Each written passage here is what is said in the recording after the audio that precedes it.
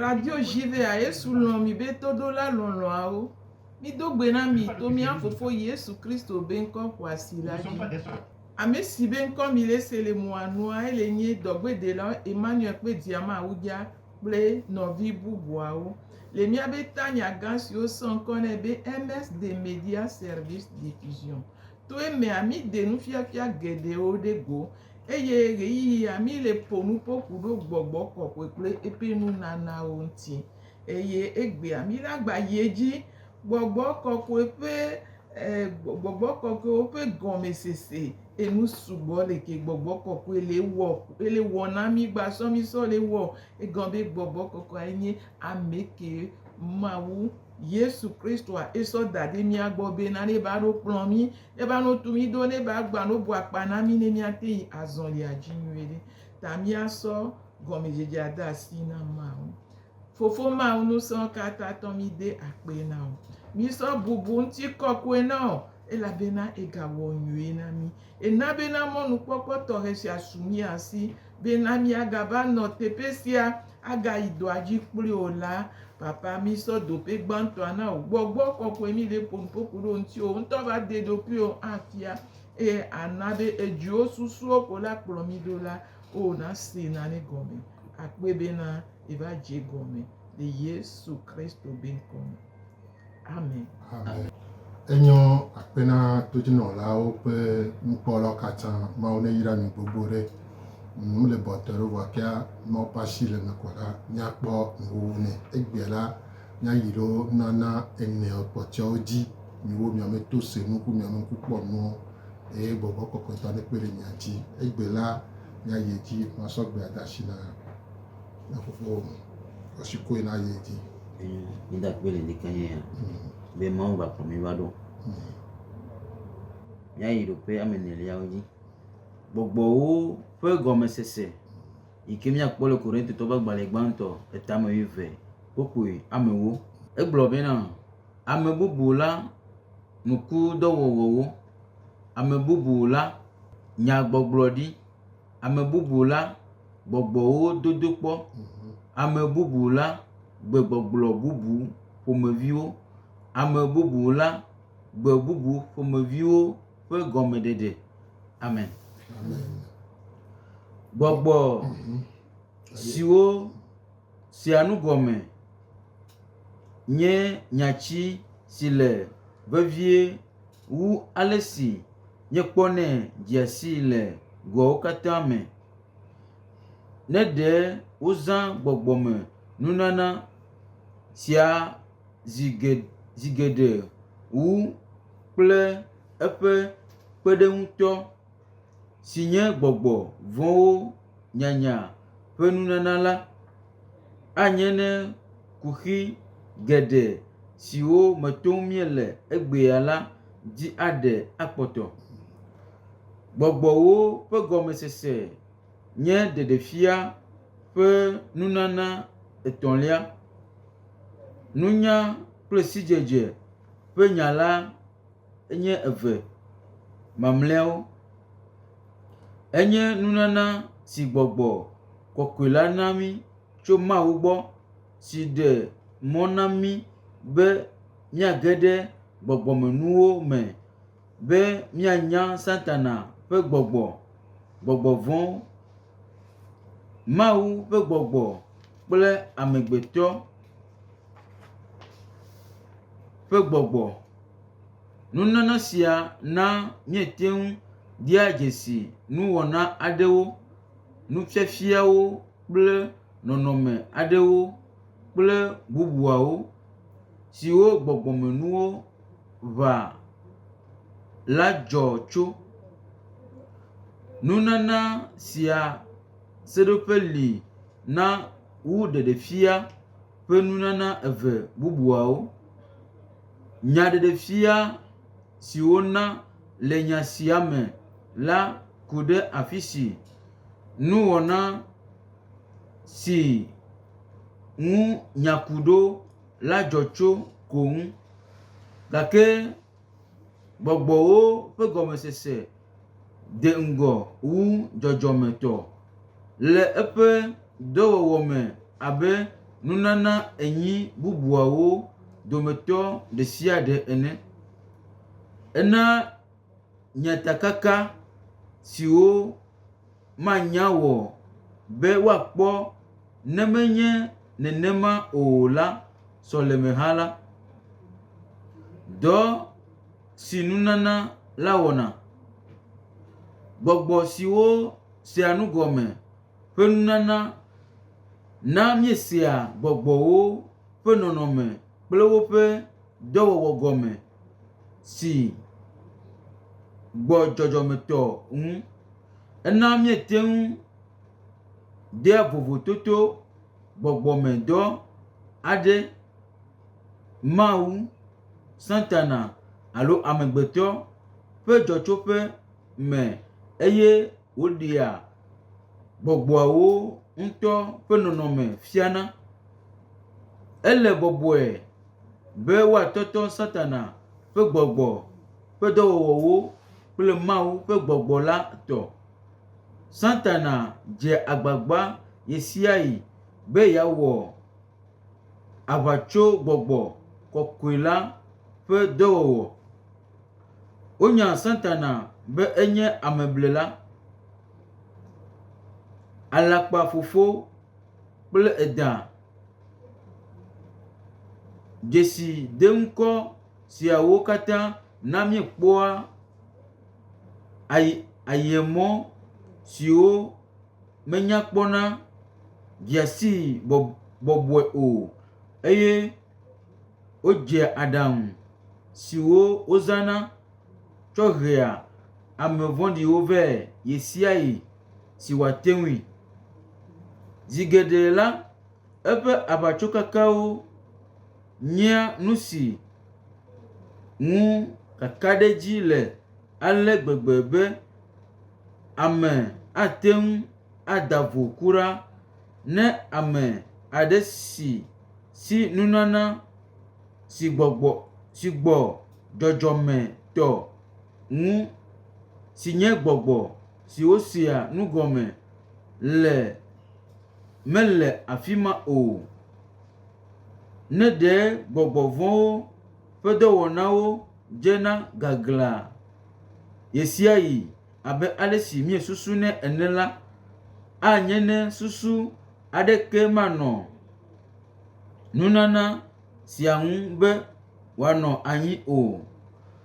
Le nyɔnuvi si me afekaka ƒe gbɔgbɔ le ƒe ŋutinyame, dɔwɔwɔ 3:10, Paulo tsɔ nya ɖe gbɔgbɔ si aflu Mawu subɔla bubuwo bɔbɔe la ŋu.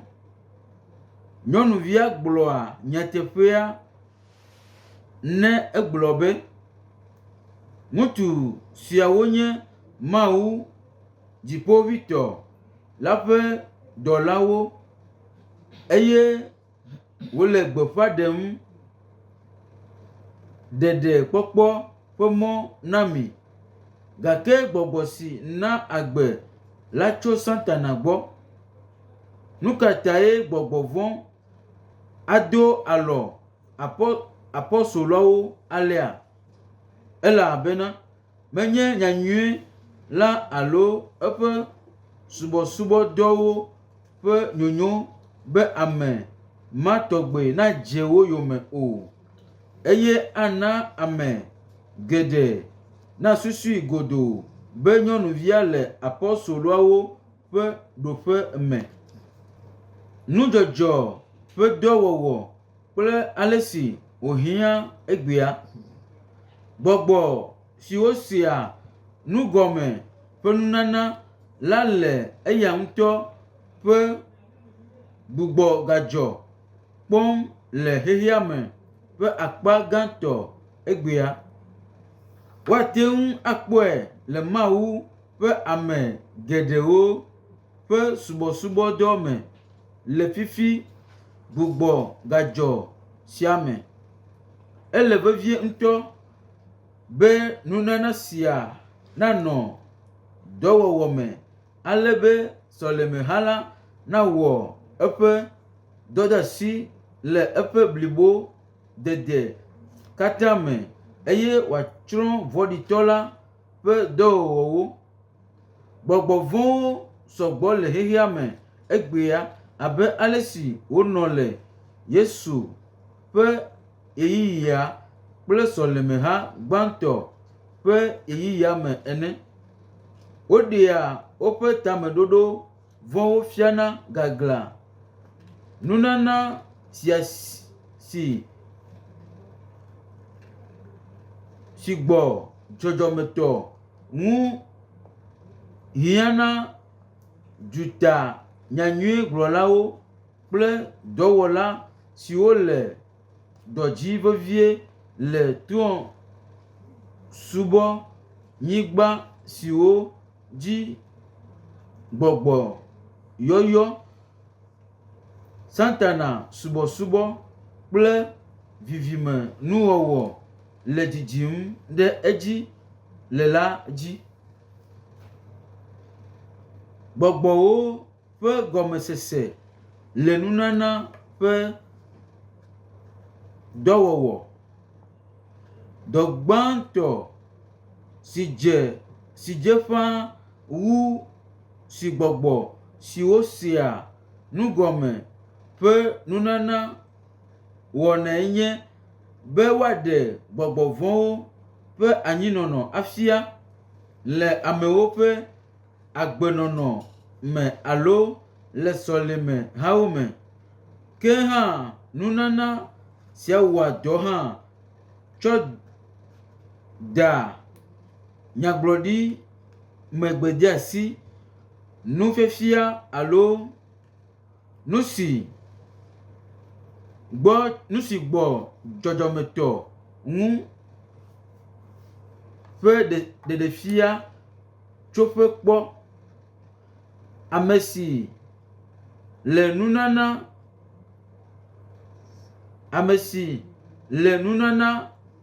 la zãm la ate ŋu anya ne gbedeasi alo nuwɔna la tso gbɔgbɔ vɔ̃wo gbɔ, Mawu gbɔ alo amegbetɔ gbɔ.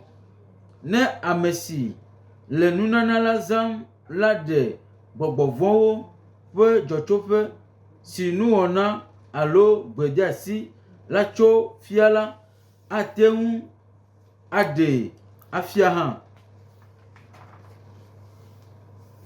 Ɖoƒe etɔ̃lia, gbɔgbɔ vɔ̃wo ƒe xexlẽme. Esiae nye asrafoha nya Marko 5:8. Marko ƒe agbalẽ 5 kpokpui gbã tsɔ yi 19. Alo Maria si me gbɔgbɔ vɔ̃ 7 nɔ, ame siwo Yesu nya dogoe. Luka 8 kpokpui 2. Mebɔ kuɖa be gbɔgbɔ vɔ̃ siwo wu ɖeka nanɔ ame aɖe me le ɣeyiɣi ɖeka me o. Esiae nye nyatekaka siwo gbɔgbɔ siwo sea nugɔme ƒe nunana ɖefia la ƒe akpa aɖe. Ɖoƒe enelia, gbɔgbɔ vɔ̃ siwo ŋu nyakuɖo ƒe ŋusẽ. Zi geɖe la, ne edogo gbɔgbɔ vɔ̃ ŋkume kple ŋkume la, ame si le nugɔme sese ƒe nunana zãm la ato ɖeɖefia me anya gbɔgbɔ vɔ̃ wo dometɔ si sesẽ wu eye ŋusẽ le esi wu. Ɖoƒe 5, srɔ̃nu tso gbɔgbɔ vɔ̃wo ŋu.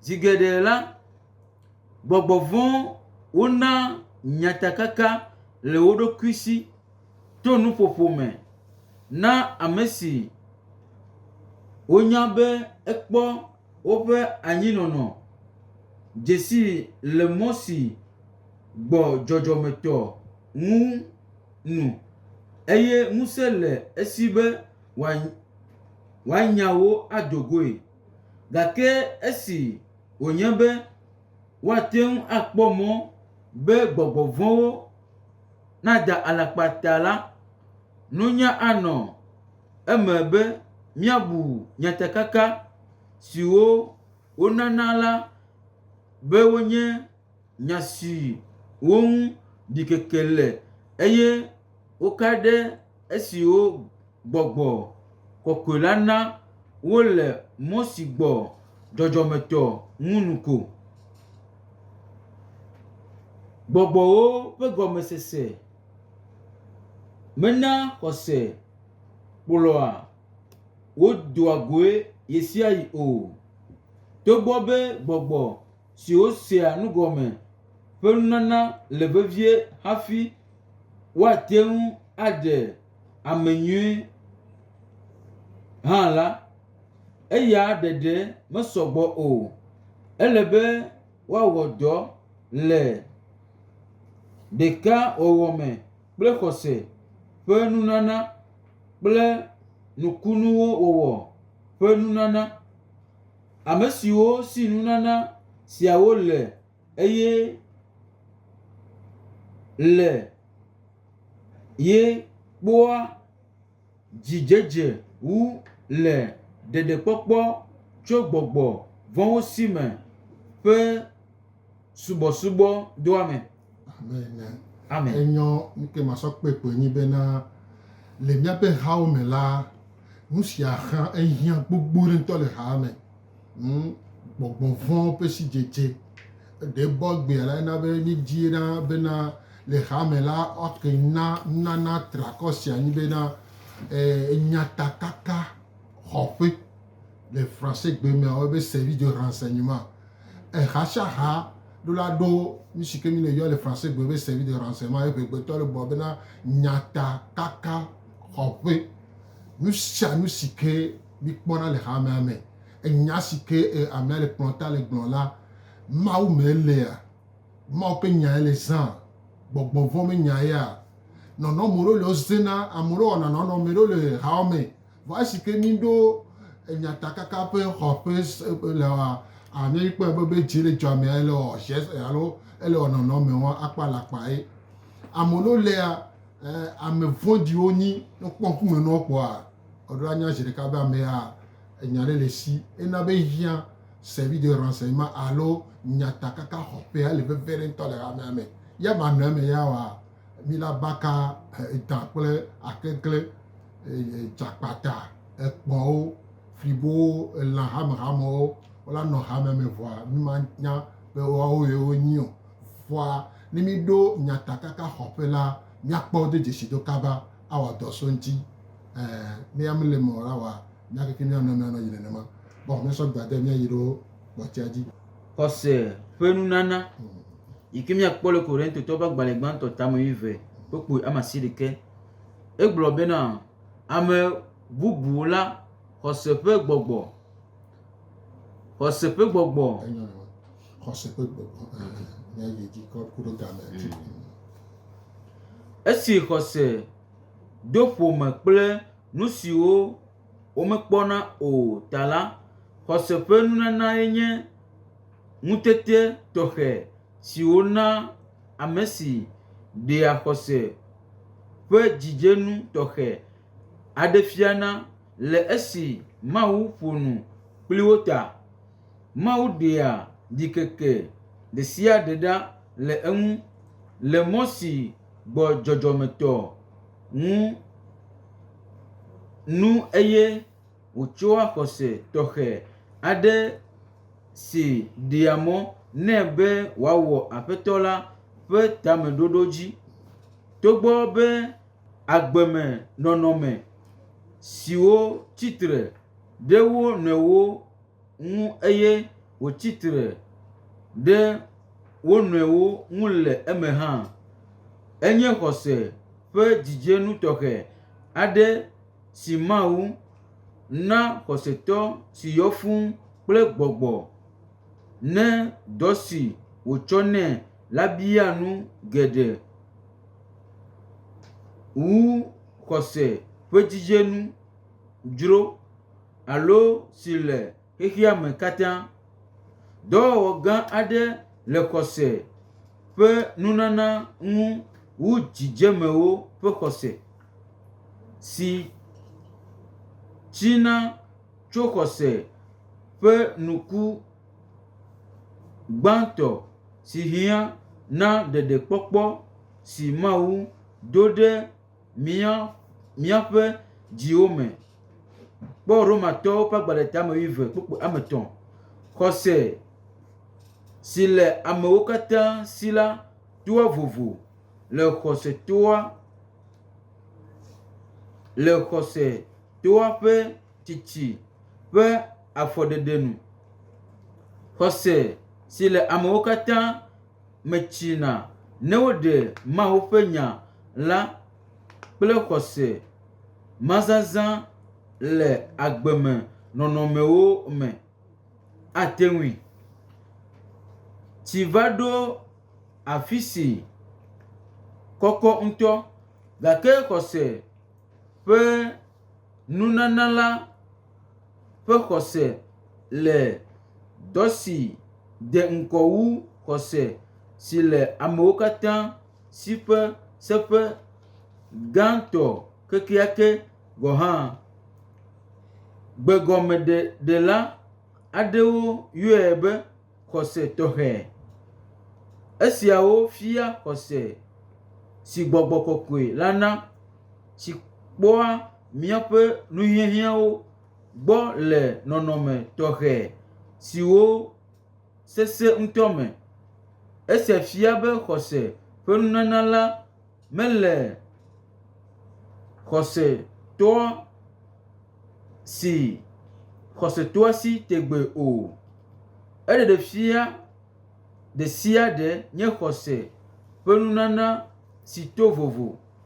Nudzɔdzɔ aɖe si to Eliya ƒe agbenɔnɔ me de esia fia esime nyagblɔɖila la ɖe gbeƒãe na fia Ahaz be tsi madza o negbe le Aƒetɔ la ƒe dɔla ƒe nya dzi ko. Fiawo ƒe agbalẽ gbãtɔ 19:9. Xɔse ƒe nunana si Eliya na la na nyagblɔɖi sia va eme nukutɔe. To vovo na eme la, xɔse tɔxɛ sia si mehiã le nya sia kom me o. Menɔ anyi esime Eliya tsitre ɖe ʋuʋudedi te. Dzi ɖe le eƒo, vɔvɔ̃ ɖoe le Izabel ƒe gbedeasia xɔxɔ va megbe, eye wòdzi be yeaku o. Xɔse ƒe nunana mehiã ye mayi o. Fiawo ƒe agbalẽ gbãtɔ 19:4. Nyagblɔɖila la mexɔ Mawu alo eƒe nya dzi se o. Edo ŋusẽ eya ŋutɔ ƒe xɔse eye wòna wòɖo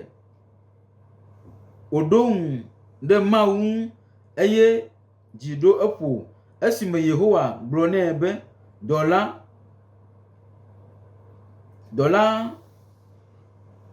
7,000 bubuwo le ye si le Israel.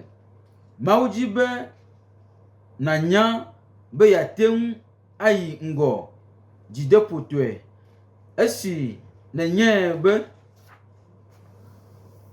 ne edo go nɔnɔme siwo bia xɔse si lolo wu, ana wò le mɔ si gbɔ dzɔdzɔmetɔ ŋu wu nu be nàna eƒe tameɖoɖowo nava eme. Aleke xɔse ƒe nunana la wɔa dɔe? Edze abe xɔse ƒe nunana la wɔa dɔ le mɔ si mewɔa naneke o nu ene, gake menye nenemae wonɔna yesia yi o. Ametakpɔkpɔ tso dzatawo si me ƒe kpɔɖeŋu si le Daniel gome la nye xɔse ƒe nunana ƒe kpɔɖeŋu si mewɔa naneke o. Tsɔ esia sɔ kple nudzɔdzɔ si me Simson wu dzata la si nye nukunuwo wɔwɔ ƒe kpɔɖeŋu. Nukunuwo wɔwɔ ƒe nunana bia be amegbetɔ nawɔ akpa vevi aɖe le Mawu ƒe ŋusẽ ɖeɖefia me. Esia enye nukunuwo wɔwɔ ƒe nunana ƒe kpɔɖeŋu.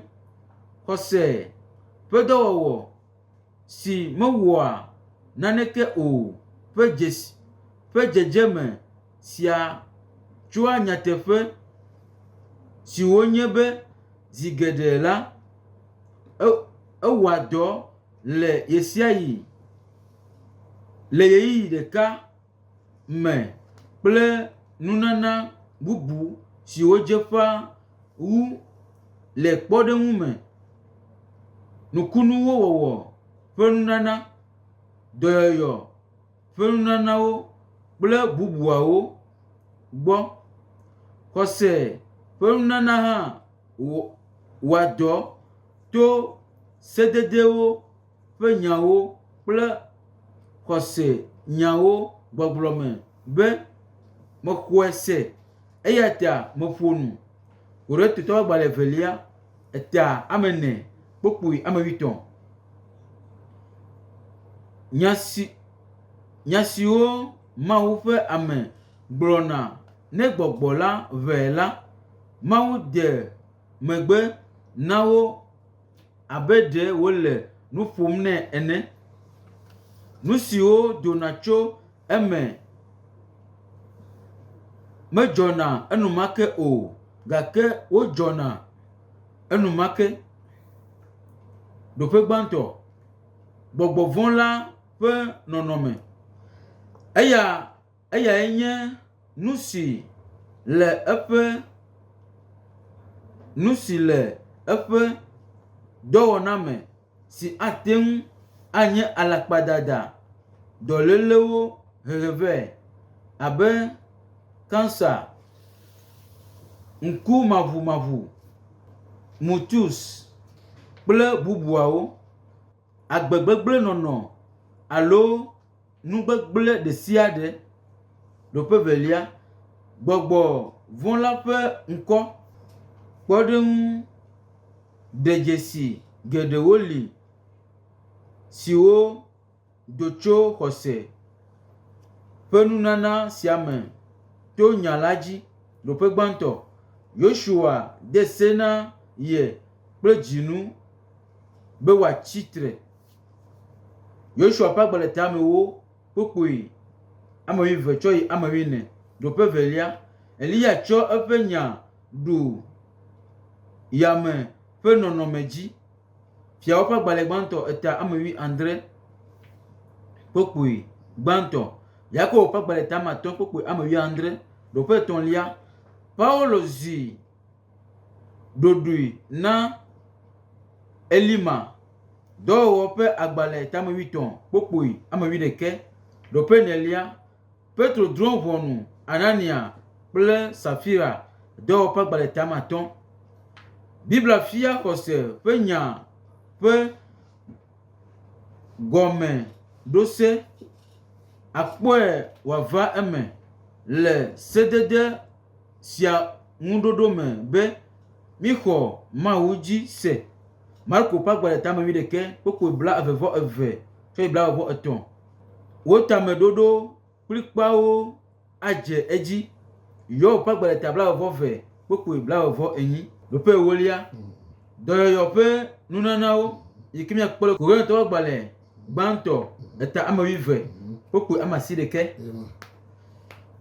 Nya 3 siwo wogblɔ tso nunana sia ŋu le Korinto ƒe agbalẽ gbãtɔ eta ame 20 la dze le kpokpoe amasi ɖeke kple kpokpoe bla-vɔ-vɔ-nyi kple bla-etɔ̃. Le kpokpoeawo dometɔ ɖe sia ɖe me la, nyagbɔgblɔ gbãtɔe nye charismata iamatɔ.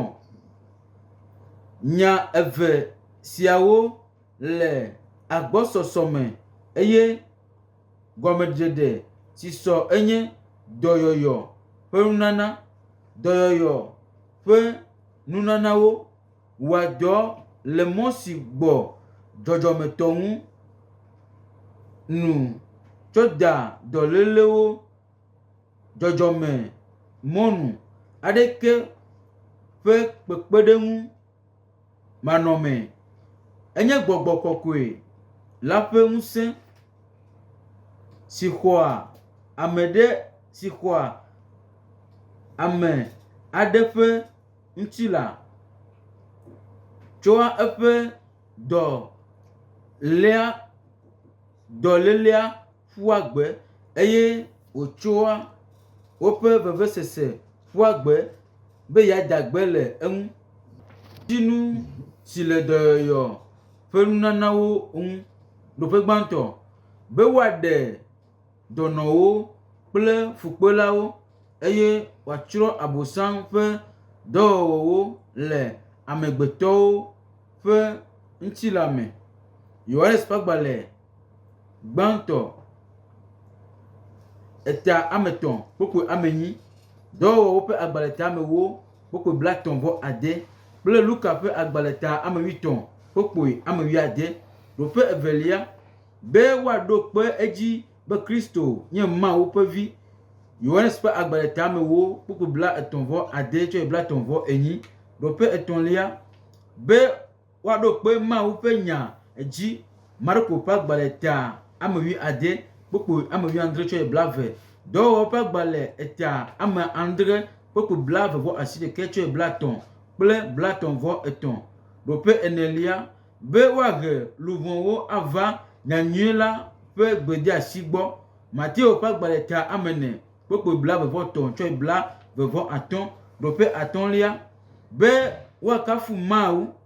Marko ƒe agbalẽ 2:20 Luka ƒe agbalẽ 3:8 Luka ƒe agbalẽ make 3:8 Yohanes ƒe agbalẽ 3:11 Gbɔgbɔ kɔkɔe la tsɔa gbedada ƒe nunanawo na Mawu ƒe dɔla be wòazã le dɔyɔyɔ na ame siwo Aƒetɔ la dzi be yeada gbe le ye ŋutɔ ƒe tameɖoɖo la ta. Abe nunana bubuawo katã ene la, menye ɖeko wole be woana dɔyɔyɔ ƒe nunanawo o, ke ele be woaxɔ hã abe ale si xɔse ƒe gɔmeɖose aɖe le esi woazã nunana siawo me ene la. Gɔmeɖose aɖe hã li le ale si woaxɔ woe me. Hizikia mete ŋu xɔ dɔyɔyɔ ƒe nunana si Mawu ɖo ɖe o. Anɔ eme be nukunu si woŋlɔ ɖe fiawo ƒe agbalẽ evelia 8 do ŋusẽ eƒe xɔse le mɔ tɔxɛ aɖe nu. Naaman mete ŋu xɔ dɔyɔyɔ ƒe nunana si Mawu ɖo ɖe to Eliya dzi o. Zi geɖe la, dɔyɔyɔ bia xɔse ƒe nuwɔna eve: xɔse be woaxɔ kple xɔse be woana dɔyɔyɔ ƒe nunana. Nukunuwo wɔwɔ ƒe nunana yi ke miakpɔ le Korintɔ ƒe agbalẽ gbãtɔ 10:20. Nukunu aɖe dzɔna ne Mawu de nu nyame hetrɔ dzɔdzɔme ƒe zɔzɔme sisɔ nukunuwɔwɔ ƒe nunana dzena ne Mawu do ŋusẽ mi to gbɔgbɔ kɔkɔe la dzi be míawɔ nane si de ŋgɔ sãsã wu amegbetɔ ƒe ŋutete. Ena ŋutete sia mi le yeyiyi aɖe koŋ kple taɖodzinu aɖe koŋ ta. Gbɔgbɔ la ƒe nunanawo katã nye nukunuwo, gake nya nukunu zazã le go sia me fia ŋusẽ ƒe nuwɔ na wo. Ahagbãtɔ, nukunuwo nye tsitretsitsi ƒe kpeɖodzi si ŋu womate ŋu ake ɖi le o. Ne Yesu menɔ agbe o la, eƒe ŋkɔ madagbe le dɔnɔwo ŋu ahawɔ nukunuwo o. Dɔwɔwɔ ƒe agbalẽ ta 4:33. Petro na Yudatɔ dzimaxɔsetɔwo katã ɖe Yesu Kristo ƒe tsitretsitsi kple woƒe dzimetɔtrɔ ƒe hiahiã dzi. Le nyateƒe si wònye be ŋusẽ gakpɔtɔ le Yesu ƒe ŋkɔ si be wòadagbe le dɔnɔwo ahawɔ nukunuwo ŋuta. Ahavelia, nunana si nye nukunuwo xɔxɔ le Yesu ƒe ŋkɔ me na nu siwo gbɔna la va eme. Ɖoƒe gbãtɔ, ena dzideƒo, ena xɔsetɔwo te ŋu ɖia gbeƒã Kristo dzideƒotɔe. Dɔwɔwɔ ƒe agbalẽ ta 4:29-30. Ameawo de dzesi be nusrɔ̃lawo le Yesu gbɔ. Ame si wɔa nukunuwo. Dɔwɔwɔ ƒe agbalẽ ta 4:30. Ɖoƒe velia, edea gbedodoɖa ƒe dzi eƒo. Xɔsetɔwo do gbe ɖa bia ŋusẽ gã aɖe tso Mawu gbɔ. Dɔwɔwɔ ƒe agbalẽ ta 4:29-31. Ɖoƒe etɔ̃lia, ena amewo xɔse be wowɔa nu vɔ̃. Ebua fɔ amewo ɖe woƒe nu vɔ̃wo ta. Dɔwɔwɔ ƒe agbalẽ ta 5:28-33. Ɖoƒe enelia, wotrɔ ame 5,000. Ame 5,000 xɔ Aƒetɔ la dzi se le ŋkeke ɖeka dzi le nukunu aɖe ta. Dɔwɔwɔ ƒe agbalẽ ta 4:40. Dɔwɔwɔ ƒe agbalẽ ta 5:40. Ɖoƒe atɔ̃lia, ekafu Mawu. Wo katã wokafu Mawu ɖe nu si dzɔ ta. Dɔwɔwɔ ƒe agbalẽ ta 4:21. Ɖoƒe adelia, ekaka nyanyui la. Nukunuwo wɔwɔ ƒe nunana kaka nyanyui kabakaba. Dɔwɔwɔ ƒe agbalẽ ta 5:14-15. Hafi Yesu nadze dɔwɔwɔ gɔme la, ame aɖeke medze eyome le afi aɖeke o. Kaka ɖe dzitɔe la, enya ɖe gbeƒã zi geɖe le ƒuƒoƒea abe ale si Luka 4:16 ɖe fia ene. Gake esi Yesu wɔ nukunu siwo woŋlɔ ɖe Luka 4:33-37 la, tso yemayi dzi la, amehawo ƒo zi be yewoase eƒe nyawo eye yewoakpɔ eƒe nukunuwo. Yohanes ƒe agbalẽ ta 9:20. Afi sia afi si nusrɔ̃lawo de gbeƒã le dagbe le dɔnɔwo ŋu, nyagbɔgbɔ vɔ̃wo dogoe eye wowɔ nukunuwo le la, amehawo trɔ dzime. Enyo, ya saint les filles avec ya donc mi trasi le nana kwa chantier wa mi akwa de ma va ni le dibena yo ase gome godo la na nya agbanle lenti ni won agbanle lenti le pe me ni won le français be me chan no le di quoi na nya agbanle de comme radio mille là nya so popo le ke va no le dibe ya ba 3 secondes wu la agbanle ale no klena pe be quoi no kere mi anti quoi o la po les français be me chan ne quoi ayomi le 70 41 09 27 70 41 09 27 99 48 35 45 99 48 35 45 93 63 57 99 93 63 57 99 et non bayokata ole WhatsApp dit nami alo na avocat la bena e di la ho agbanle shala mi agbanle de ne aso chawasi ne na terre la bobe si mate la ne du con le ton ntitane o chama wani ame chonchon la ingba di ola na se gbogbo ko kape benu ona o enyo ya so gbe adashi na mama ne dogbe da ne yo akpe ida pe na me ko promi do ke egbe ami ponu popuro gbogbo o pe gome sese emi to te do kore to pa gbale gban pipi weve ta weve pipi ame wo so yi ta mi de akpe na mawu be na mawu nto egaji be na ye be vio mi ma no si maje me o ta esi opata hia biblia he kuro ho se de to de ga eye gbogbo kokwe